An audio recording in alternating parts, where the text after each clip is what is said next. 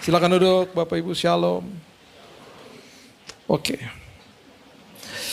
Kita buka sama-sama Yesaya pasal yang ke-7. Dimulai dari ayat yang ke-10 sampai ayat yang ke-14. Ada sebuah kata di firman Tuhan, yaitu kata Immanuel yang sangat hebat, yang luar biasa. Dan kata ini diberikan kepada dua orang, hanya dua orang. Dan respon mereka berbeda. Dan kata ini adalah kata yang artinya sangat dahsyat, yaitu Tuhan menyertai kita atau Allah beserta dengan kita. Di dalam kehidupan kekristenan kita juga harus bedakan antara kehidupan orang agama Kristen dengan orang Kristen. Orang agama Kristen banyak. Orang agama Kristen, bahkan agama Kristen adalah agama nomor 1 di dunia. Setiap hari ada 74.000 orang memeluk agama Kristen, baik itu dia lahir di dalam keluarga Kristen atau dia pindah agama. Tapi itu hanya sekedar agama. Orang Kristen itu adalah artinya the follower of Christ, pengikut Kristus. Kristen adalah kata cibiran yang merupakan kalimat yang diucapkan kepada murid-murid atau pilar daripada gereja mula-mula di Antioquia. Mereka dikatakan bahwa mereka adalah sekte dari Nazaret, karena mereka dipikir mereka orang-orang aneh pengikut Yesus. Dan mereka buktikan pengikut Kristus itu seperti apa, sehingga terjadilah hal yang luar biasa, terbentuklah gereja mula-mula, dan itu semuanya terbentuk secara organisme. Mereka datang pada common goal, mereka datang untuk satu tujuan, yaitu mereka ingin mengenal Yesus, belajar sama-sama saling menguatkan. Ada beberapa pilar daripada gereja mula-mula, kalau kita pelajari ada di Kisah Rasul pasal yang kedua dan seterusnya dan seterusnya. Dengan berjalannya waktu, karena jumlah mereka makin banyak, Paulus akhirnya mulai kebingungan pastinya, dia mulai akhirnya membuat penatua-penatua. Dia mulai menunjuk penatua-penatua di beberapa tempat untuk mengurus jemaat yang makin banyak. Kemudian dia juga akhirnya harus mengambil beberapa orang untuk menjadi bendahara, dan mereka kemudian mulai setuju bahwa kita harus bantu janda-janda yang ada di dalam perkumpulan kita. Tanpa disadari yang tadinya organisme berbentuklah organisasi, karena mulai ada aturannya. Dengan berjalannya waktu, singkat cerita aja ya, berjalannya waktu akhirnya yang namanya kepercayaan di dalam bumi ini mulai dilembagakan, termasuk kekristenan. Kekristenan dilembagakan jadi agama Kristen. Di dalam agama Kristen, gak bisa dipungkiri juga ada orang-orang yang akhirnya mulai bersitegang dengan satu sama yang lain karena tidak setuju dengan doktrin. Terjadilah ada doktrin Calvinis, ada doktrin Armenian, ada doktrin macam-macam, timbullah Presbyterian, Metodis, Baptis, dan seterusnya. Akhirnya denominasi ini karena perpecahan-perpecahan doktrin juga dilembagakan, lahirlah sinode. Hari ini ada jutaan sinode. Saya pelayanan dari tahun 98. Sudah puluhan tahun, lebih dari 20 tahun saya udah masuk ke gereja di luar negeri dan di Indonesia. Dari Aceh sampai ke Papua. Saya udah masuk dan saya udah lihat denominasi sinode yang berbeda-beda. Berarti saya sudah menghadiri ribuan tata ibadah. Ribuan. Jangan dikultuskan tata ibadah. Karena semua orang punya cara masing-masing. Dan jangan saling mengejek. Jangan rasa paling benar. Semua punya cara masing-masing. Semua punya cara yang sah masing-masing. Yang perlu kita lakukan adalah hormati yang namanya agama Kristen. Hormati tata ibadah. Hormati sinode. Hormati denominasi. Hormati perbedaan. Jangan dikultuskan. Hormati hamba Tuhan. Jangan dikultuskan. Kejar Yesusnya. Kalau enggak, kita percuma. Kita jadi orang sekedar agama Kristen. Makanya akhirnya ada jemaat juga yang menjadi jemaat napas. Natal sama Paskah. Napasnya terseok-seok. Adalah kayak begitu-begitu. Nah, di kalangan pemimpin mulai berantem, mulai berkelahi. Di kalangan jemaat juga mulai saling mencibir akhirnya. Gereja lo kagak tepok tangan, kering banget. Gereja yang gak tepok tangan, mencibir kita yang tepok tangan. Lu tepok tangan gak menghormati hadirat Tuhan, tahu? Gak ada habisnya lah. Udah begitu aja terus ya. Itu sisi agamanya. Oke. Orang agamawi selalu akan mengejar jawaban doa. Karena dia datang kepada Tuhan mulai dari titik memberi. Karena agama mulai dari titik memberi. Yesus gak pernah ngajarin begitu. Dia ngajarin kepada kita, dia ajarkan mulai hubungan dengan saya dari titik menerima, bukan memberi. Makanya menerima Yesus sebagai juru selamat. Menerima. Ketika engkau menerima, engkau penuh di dalam sini, hubungan horizontal selalu dimulai dari titik memberi. Engkau akan bisa jadi orang yang tepat ketika engkau mulai memberi kepada sesamamu. Engkau tidak mungkin bisa memberi kalau engkau nggak full. Kalau nggak belajar terima dari saya. Makanya Yohanes 13 bilang apa? Aku ada sebuah peraturan baru lah istilahnya, dia ngomong begini. Saling mengasihi sama seperti aku telah mengasihimu. Terima dulu kasih Tuhan, baru kita bisa saling mengasihi. Berarti sayang saya atau kasih saya kepada orang di sekitar saya, bukan berdasarkan kasih dia kepada saya, tetapi berdasarkan kasih Kristus kepada saya. Kalau enggak bisa lah. Banyak orang mengecewakan hidup kok, gitu ya. Nah itu yang terjadi, oke? Itu that's for another day. Nah sekarang gini, orang Kristen, dia akan sadar di dalam sebuah permohonan doa misalnya, yang dia kejar bukan jawaban doa, tetapi penyertaan Tuhan selagi menunggu jawaban doa. Karena itu adalah momen yang paling indah. Di saat itu dia mengalami yang namanya keintiman sama Tuhan. Dia mengalami perubahan karakter. Dia mengalami pertumbuhan rohani. Dia mengalami hal-hal yang baru dalam hidupnya. Sehingga dia mengalami pengalaman yang sangat berharga ketika dia menikmati penyertaan Tuhan. Itu arti Immanuel. Banyak orang yang terkesima sama pemberian Tuhan. Akhirnya dia minta sama Tuhan, dia ngatur Tuhan. Ujung-ujungnya dia kecewa sama Tuhan. Bahkan di dalam kekristenan pun tanpa disadari banyak orang menganggap Tuhan itu dewa. Makanya ada frasa-frasa seperti begini, saya udah doa, saya udah puasa, kok Tuhan nggak jawab ya? Gitu. Itu orang agamawi yang ngomong begitu. Harusnya gimana? Saya lagi lewatin masalah Pak, saya udah doa, saya udah puasa, saya ngucap syukur banget Pak, saya dikuatkan sama Tuhan. Beda udah ngomongnya. Saya lagi bergumul Pak, saya udah berdoa dan puasa, yang diubahkan saya bukan masalahnya dan it's okay. Memang harusnya begitu, saya dulu yang ngalami terobosan. Orang seperti begitu jarang. Nah ada seorang raja yang dikisahkan di kitab Yesaya, namanya Ahaz. Ahaz ini adalah raja yang sedang dikepung sama beberapa kerajaan. Ada 2 kerajaan mengepung dia kewalahan. Dia ketakutan, dia terpojok. Nah kemudian datanglah Nabi Yesaya, beberapa raja di Yehuda nih, kerajaan Yehuda, kerajaan Israel juga biasanya ditempatkan Nabi sama Tuhan. Nabi, dia menyuarakan isi hati Tuhan, dia bilang sama Ahaz, bos, Tuhan mau menolong Anda loh bos. Bahkan Tuhan mau kasih suatu tanda buat Anda. Biasanya kita doa minta tanda, ini Tuhan nawarin tanda supaya kamu percaya bahwa saya akan menyertaimu.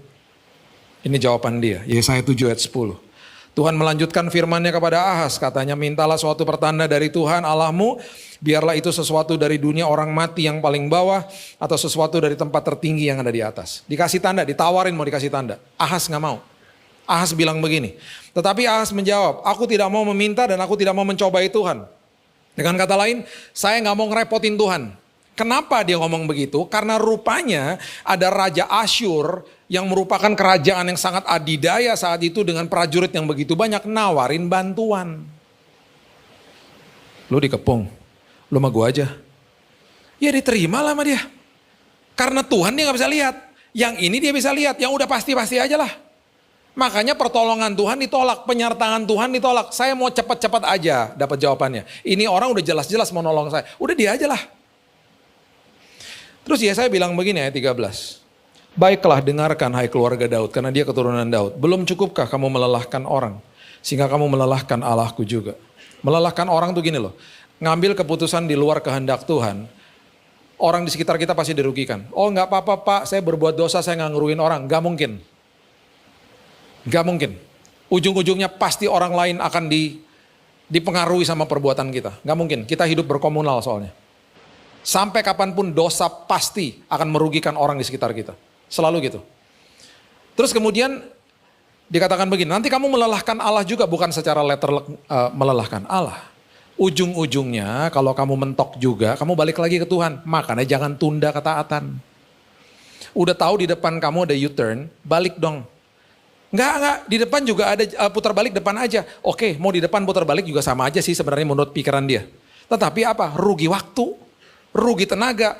Mendingan sadar dan bertobat. Jangan tunda ketaatan. Maksudnya gitu. Kemudian ini yang dia katakan. Kan dikasih tanda gak mau. Akhirnya Tuhan bilang begini, ya udah, I'm gonna give it anyway. Saya tetap akan kasih tandanya. Bayangin loh, Tuhan sampai kayak gitu. Tuhan bilang begini, sebab itu Tuhan sendirilah yang akan memberikan kepadamu suatu pertanda. Kalau saya bisa tambahkan, 700 tahun lagi setelah ini. Sesungguhnya seorang perempuan muda mengandung dan akan melahirkan seorang anak laki-laki dan dia akan menamakan dia Immanuel. Tuhan yang mau menolong Anda adalah Tuhan yang 700 tahun lagi akan menjelma jadi manusia. Dia akan menolong seluruh bumi. Itu Tuhan seperti itu yang mau menolong Anda. Ditolak sama dia. Gak mau. Yang udah pasti-pasti aja lah. Ahaz mendapatkan bantuan dari Asyur. Dan gak ada yang gratis lah. Ujung-ujungnya dia dijajah secara upeti, secara ekonomi. Perkakas bait Allah dijual sama dia. Untuk bayar Asyur. Dan anaknya yang namanya Hizkia dikepung sama 185.000 tentara Asyur. Karena akhirnya anaknya mau diambil teritorinya, kerajaan Yehuda. Ibu kotanya Yerusalem. Yerusalem dikepung. Untung 300 tahun sebelum itu Tuhan sudah pernah membuat sebuah perjanjian kudus sama Daud, moyangnya. Kerajaan dan keturunanmu akan aku kokohkan sampai selama-lamanya. Malaikat Tuhan menumpas 185.000 tentara Asyur. Yang ingin melukai atau ingin mengambil teritori Hizkia daripada anaknya Ahaz. Tapi akhirnya apa? Ngerepotin kan? Ngerepotin keturunannya. Sempat ngerepotin keturunannya. 700 tahun setelah itu. Kata yang sama diucapkan kepada seorang namanya Yusuf. Ditulis di Matius pasalnya yang ke-1 ayat yang ke-20 firman Tuhan katakan begini. Tetapi ketika ia mempertimbangkan maksud itu, malaikat Tuhan nampak kepadanya dalam mimpi dan berkata, Yusuf anak Daud, sama-sama keturunan Daud. Janganlah engkau takut mengambil Maria sebagai istrimu, sebab anak yang di dalam kandungannya adalah dari Roh Kudus. Ia akan melahirkan anak laki-laki dan engkau akan menamakan dia Yesus karena dialah yang akan menyelamatkan umatnya dari dosa mereka.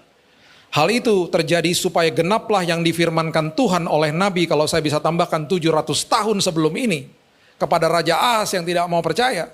Sesungguhnya anak darah akan mengandung melahirkan seorang anak laki-laki, mereka akan menamakan dia Immanuel dan disebut artinya yang berarti Allah menyertai kita. Bapak Ibu, Maria waktu disamperin sama malaikat, disamperinnya secara fisik. Malaikatnya masuk ke rumahnya Maria, dilihat secara fisik. Disampaikan kabar itu, kamu akan mengandung dari Roh Kudus. Maria ngelihat secara fisik. Bagi Maria itu lebih mudah untuk percaya karena disamperinnya secara fisik sama malaikat.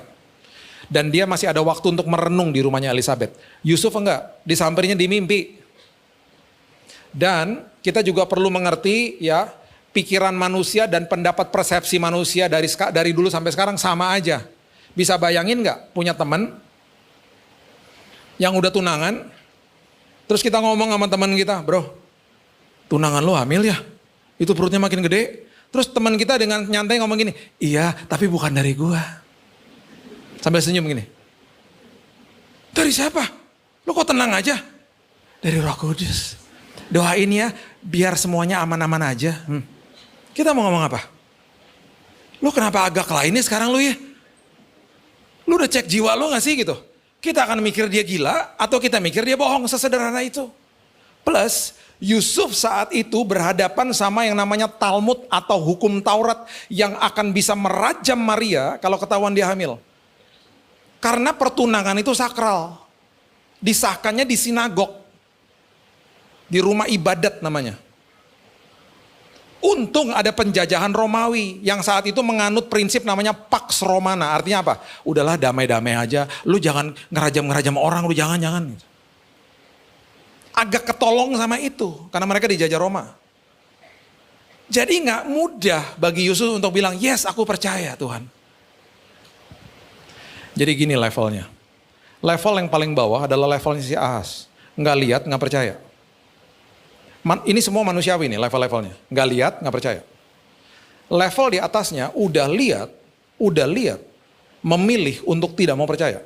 Siapa? Petugas kuburnya Yesus. Lihat dengan sendirinya prosesi kebangkitan terjadi di depan mata mereka.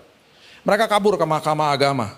Bos, itu beneran bangkit bos, dia Tuhan bos. Kamu jangan ngomong gitu.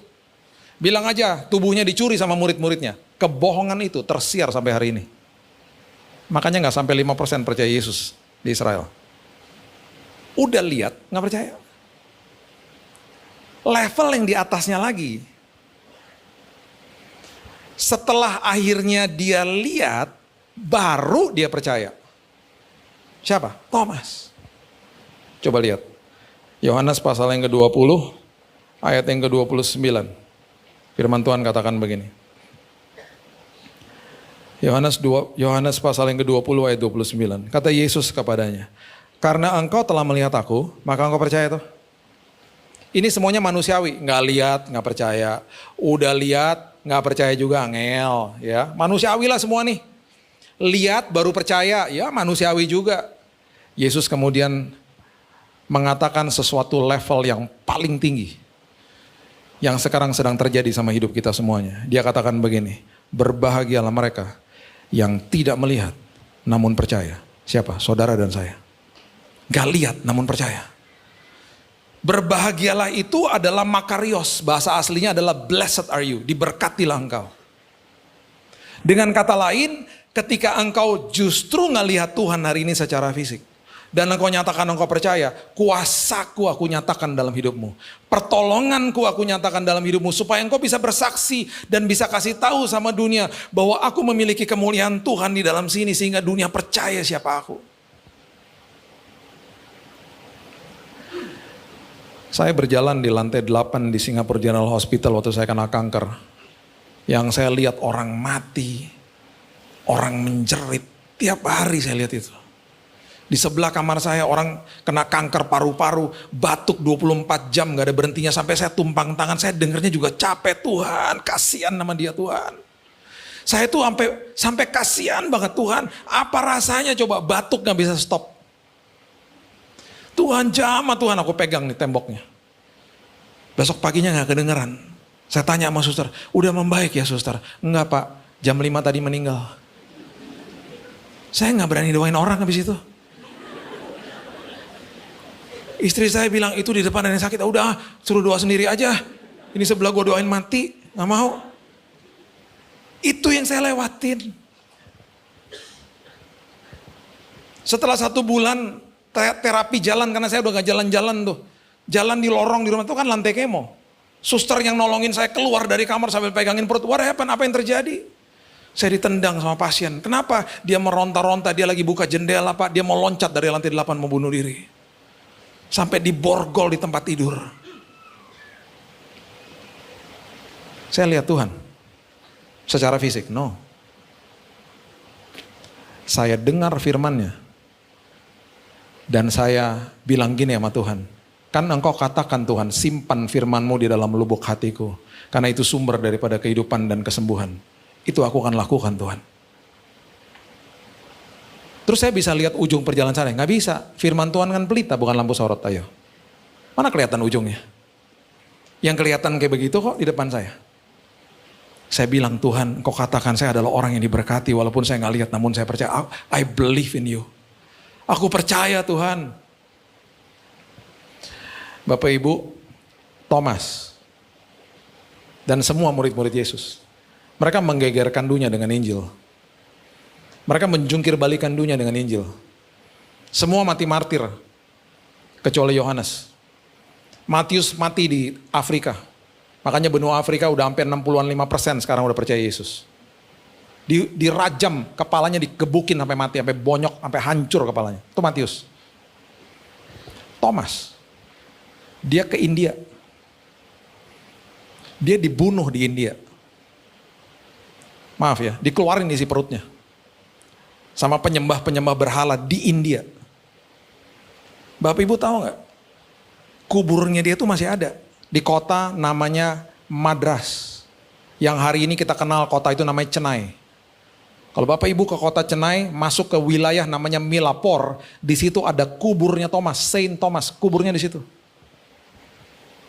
Di tahun 1930, ada sepasang suami istri datang dari kota itu ke Indonesia, karena mereka sebagai ekspatriat kerja di pabrik rokok namanya BAT di Pasuruan, sebagai akuntan.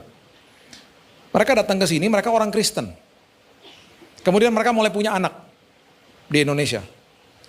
Ada yang lahir di Cirebon, ada yang lahir di Semarang, karena mereka keliling-keliling sebagai angkutan, mereka juga ditugaskan untuk ngodit dan lain sebagainya. Dengan berjalannya waktu, mereka akhirnya nggak sejahtera kerja di pabrik rokok, mereka mengeluarkan diri, mereka menetap di kota namanya Batu Malang. Dan mereka punya 8 orang anak di sana. Yang paling kecil anaknya, adalah mama saya. Jadi ini kisah tentang opa oma saya yang datang dari kota Madras. Jadi saya dari kecil udah selalu dengar, mama saya selalu bilang, kita nih produknya Thomas, katanya gitu. Opa oma kamu tuh bertobat gara-gara Thomas mati dibunuh di sana, itu buahnya katanya. Terus mereka hidup di kota Batu Malang dengan sangat miskin. Dan mereka mendirikan gereja di tahun 1939, Pinkersterk zaman Belanda, yang sekarang disebut GPDI. Masih ada plakatnya di gerejanya. Dan setelah mereka mulai menjalankan gereja, hidup mereka sangat miskin, opa oma saya meninggal dipanggil Tuhan. Saya gak pernah ketemu sama mereka. Bagi saya mereka adalah pahlawan iman. Dan sebelum mereka meninggal, mereka bilang begini kepada 8 orang anaknya, sebarkan Injil ke Indonesia. Dan mereka sambung dengan sebuah kalimat yang luar biasa, lewat literatur detail. Mereka gak tahu satu hari akan ada sosmed. Kita bisa sebarkan Injil lewat sosmed. Makanya jangan nyinyir di sosmed. Sebarkan Injil. Kita punya mimbar loh setiap hari. Dan mumpung nih ya orang Indonesia 2 tahun lalu nomor 1 di dunia di depan sosmed 5 jam per hari. Tahun lalu saya berharap turun ya. Enggak, tetap nomor 1. 7 jam naik per hari. Kecuali jemaat NDC ya. Nah mumpung lagi banyak orang nonton sosmed, sebarkan Injil lewat sosmed. Kalau nggak punya konten, forward aja konten yang memberkati. Atau kalau tidak, kan sekarang semua punya Holy Android sama Holy iPhone. Kan ada Alkitab di situ. Copy paste aja taruh di situ. Tapi Pak yang like cuma 1, biarin aja. Jangan-jangan yang like 1 itu bertobat terima Yesus. Mengucap syukur buat reel di IG yang dibuat cuma semenit. Itu saya udah pernah dengar kesaksiannya orang mau bunuh diri nggak jadi gara-gara nonton reel semenit. Orang mau bunuh diri kagak mungkin nonton khotbah 40 menit kayak begini. Ngebahas ahas. Ini apaan sih, pusing gue loncat, wah mati udah. Dia nonton yang semenit. Saya cuma mau kasih tahu aja ya. Saya nggak mau bahas panjang-panjang. Selama COVID di yayasan kami mendata 2.000 orang terima Yesus, 1/4-nya semua dari sosmed. Sebarkan Injil lewat sosmedmu. Itu mimbarmu. Pergunakan untuk kemuliaan Tuhan. Engkau gak pernah tahu upahmu besar di sorga nanti. Siapa yang akan bertobat. Teman saya tinggal di Pulau Jawa. Ya. Yang dia lakukan setiap hari cuman posting ayat. Tiba-tiba ada orang di desa di Sumatera bilang begini. Pak, saya bacain ayat Bapak dari 6 bulan lalu. Saya terkesima Pak, ternyata Alkitab bagus banget ya Pak. Saya bukan orang Kristen Pak awalnya. Gitu. Pak, saya jadi belajar firman Pak lewat Google, saya buka Alkitab. Pak, saya udah terima Yesus Pak, gara-gara firman Tuhan yang Bapak posting. Saya sekarang bingung, saya pengen dibaptis Pak, cuman saya gak punya uang ke Pulau Jawa. Teman saya bilang gini, saya juga gak punya uang ke Sumatera. Jadi gimana caranya? Udah gini aja, Bapak di sana ada sungai gak? Ada, ya udah kita baptis online. Gimana caranya? Udah Bapak cari sungai, nanti taruh aja HP di samping, kita video call. Mereka video call. Teman saya ngomong ini, saya baptis kamu atas nama Bapa, Putra dan Roh, itu orang nyelupin diri sendiri, ceklek gitu. Tidak ada siapapun dan apapun yang sanggup menggagalkan rencana Tuhan, amin. Gara-gara apa? Sosmed. Tuh. Makanya itu hal luar biasa, ya kan? Nah itu yang terjadi dan waktu akhirnya opa oma bilang sebarkan Injil lewat literatur, itu pikiran mereka apa? Pikiran mereka kalau pakai buku sama cetakan-cetakan buku itu bisa sampai ke ujung Indonesia. Mereka meninggal. Dari 8 orang anak, ada 1 anak di tengah-tengah tuh pria. Dia bilang gini sama kakak dan adiknya, saya ke Jakarta ya, itu di awal-awal tahun 60-an. Saya ke Jakarta, saya mengadu nasib. Doakan saya berhasil, nanti saya bawa kamu ke Jakarta. Singkat cerita, dia ke Jakarta, dia bisnis kopi, dia lumayan ada uang. Akhirnya dia bisa bawa kakak dan adiknya termasuk mama saya diboyong ke Jakarta. Yang 1 cuma disisakan ada di Batu Malang dan dia tetap mengembalakan gereja meneruskan sampai hari ini. By the way, dari 8 bersaudara semuanya udah meninggal. Tinggal mama saya dan tante saya yang masih mengembalakan gereja di Batu Malang. Mama saya 82, tante saya 89. Mereka masih ada. Masih sehat, puji Tuhan. Ya. Nah, ceritanya mulai berjalan nih. Mereka ke Jakarta ya. Mama saya mulai tinggal di Jakarta, mulai kuliah di Jakarta, bla bla bla segala macam. Dia bergabung di gereja namanya GPDI Ketapang. Dia nyanyi di paduan suara. 1 hari dia jatuh cinta sama pria Manado. Namanya John Lantang. Dari kampung Tomohon, nyanyi di paduan suara juga. Ganteng, putih, ganteng. Mama saya kan kulitnya gelap, papa saya kulitnya putih, orang Manado.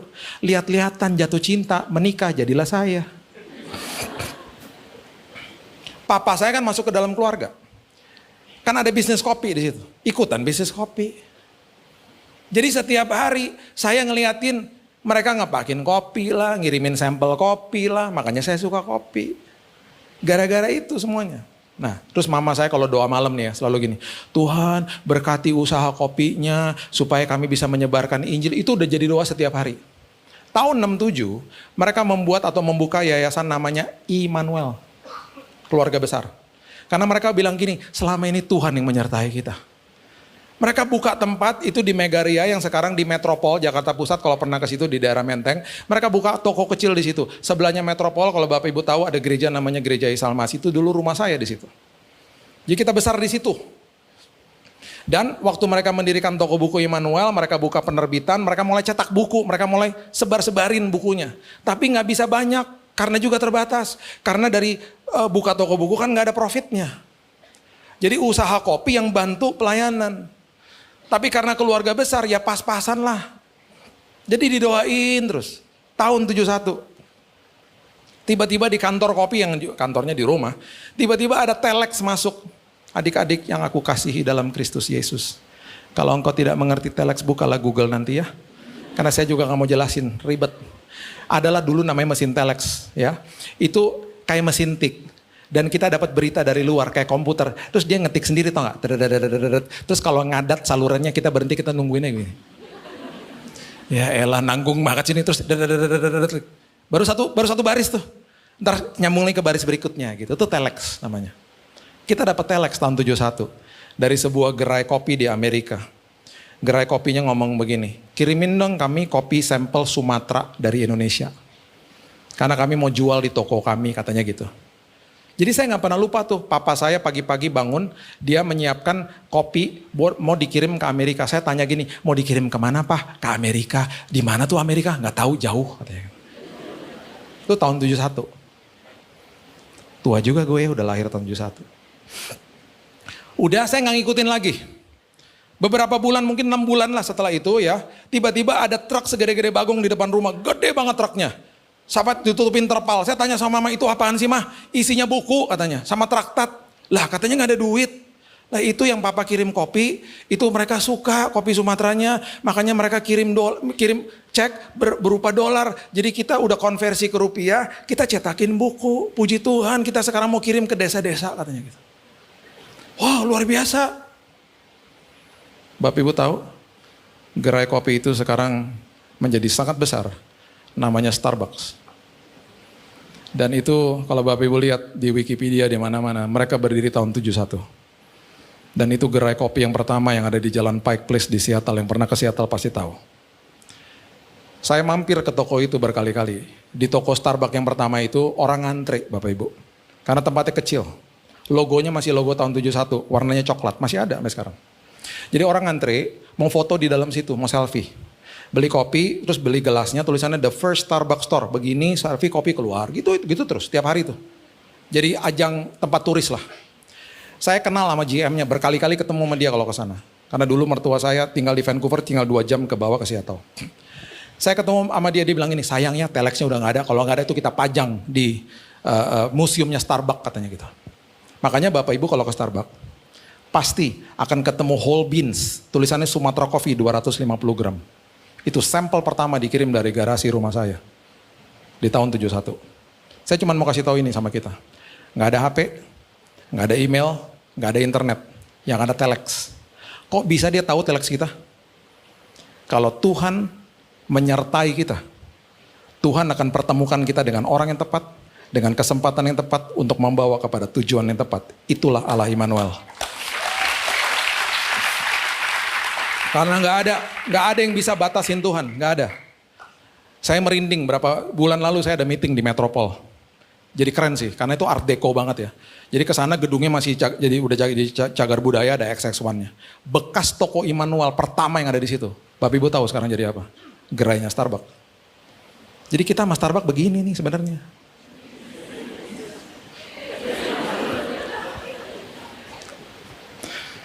Saya cuman terkesima aja sama kisah itu. Saya sampai, kok bisa ya Tuhan kayak begitu ya gitu. Saya tutup sama ini. Kalau sampai ada pintu tertutup dalam hidupmu, ingat, yang namanya Allah Immanuel itu tidak pernah gagal. Dia mungkin tahu ada bahaya di balik pintu itu, dan kalau ada pintu tertutup, ngucap syukur aja. Berterima kasih senantiasa sama Tuhan yang Maha Tahu. Jangan jadi orang yang sok tahu. Ya. Tahun lalu saya ada khotbah di Pacific Place. Saya tinggal di pusat. Di hari Selasa malam jam 7, itu berarti kan rush hour. Saya harus berangkat jam 6 dari rumah supaya on time. Saya udah lihat Google Map, aduh sejam, berangkat jam 6. Saya keluar dari kamar, saya mau cari kunci mobil di atas meja kerja saya, nggak ada kunci mobil. Di rumah saya kalau kunci mobil nggak ada, berarti kunci ada di dalam tas istri. Karena dia suka lupa ngeluarin kunci mobil. Masalahnya tas istri nggak ada karena istri nggak ada. Istri pergi. Saya panik dong, saya telepon. Sayang, kamu di mana? Aku lagi meeting. Tunggu dulu. Ada nggak di tas kamu kunci mobil? Terjadilah mengheningkan cipta. Tiba-tiba ada suara begini. Tuhan Yesus. Kalau dia bilang Tuhan Yesus berarti kunci ada di sana. Udah tenang. Aku kirim pakai GoSend. Tenang. 15 menit sampai. Nggak bisa. Aku nggak bisa nunggu 15 menit, telat dong. Udahlah nggak usah. Saya akhirnya buka Gokar. Masalahnya Gokar kalau di rumah saya jam segitu suka nunggu 15 menit, itu rush hour. Jadi saya dalam hati gini, kalau Gokarnya 15 menit saya akan batalin, cancel order, saya akan ambil GoRide. Udah naik motor aja udah. Saya pencet aplikasi, tiba-tiba tintin di depan rumah ada yang udah datang mobilnya. Seolah-olah dia nungguin dari tadi di situ. Seneng dong, saya keluar ke depan, saya masuk duduk di belakang, supirnya begini tiba-tiba.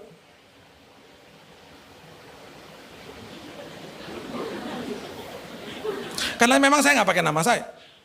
Maaf, ini Pak Billy ya? Iya. Dia nangis. Puji Tuhan Pak. Saya baru nonton khotbah Bapak nih Pak. Dikirimin saya di grup keluarga Pak. Saya baru aja nonton Pak. Saya tuh Pak lagi banyak masalah Pak. Saya butuh counseling Pak. Dia nangis. Saya bilang, Mas jalan. Gue telat nih jalan.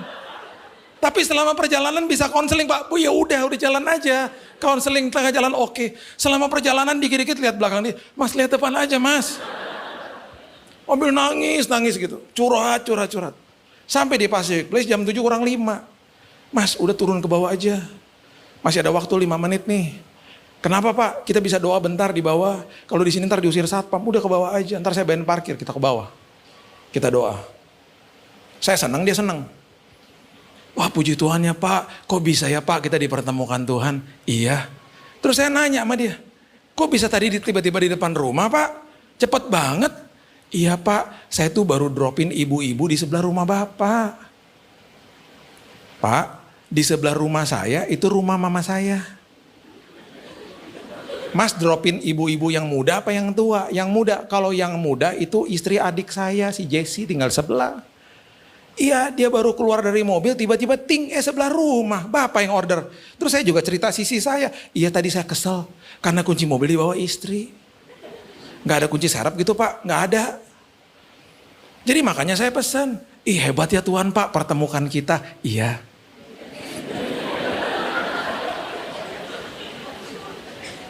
Sebelum saya pisah saya peluk dia.